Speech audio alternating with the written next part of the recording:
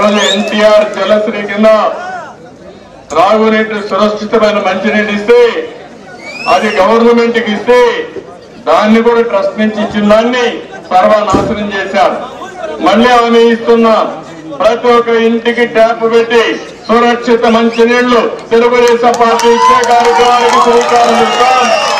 మొన్నే రాజమండ్రిలో ఎలక్షన్ మేనిఫెస్టోలో కూడా చెప్పాను. ఇక్కడికి వచ్చినప్పుడు నేను ఒకటే హామీ ఇస్తున్నా, కోదండరామస్వామి దేవాలయం ఉంది.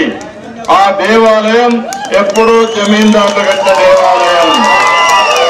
దాన్ని బాగు చేయాలని పునరుద్ధరించాలని కోరారు. తప్పకుండా కోదండరామస్వామి దేవాలయాన్ని బాగు చేసే బాధ్యత తెలుగుదేశం.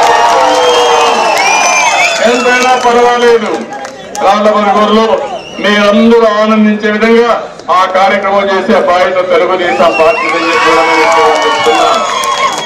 ఇక్కడనే ఈ రోడ్డు కూడా కోలారు నుంచి ఏది కేజీఎఫ్ నుంచి కుప్పానికి 4 lane road 3 lane double road రావాలి. ఎందుకంటే అన్ని వచ్చాయి.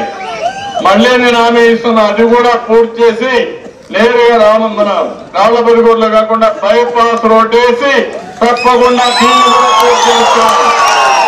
అదే కాదు, ఇక్కడి నుంచి నేరుగా కుప్పం పోవాలంటే 5 కిలోమీటర్లు వెళ్లే పరిస్థితి వస్తుంది. ఆ రోడ్డు కూడా కనెక్టివిటీ చూపించే పరిస్థితి నాది అని చెప్పి నేను మీకు తెలియజేస్తున్నా. ఇదే కాకుండా ఇంకా ఏ పనులు అయితే పెండింగ్ ఉన్నాయో ఎప్పటి నుంచో మీకు కోరిక ఉంది, రాళ్లబరుగురు ఒక మండల కేంద్రంగా చేస్తే బాగుంటుంది. తొందరలోనే శుభవార్త మీరు వింటారని చెప్పి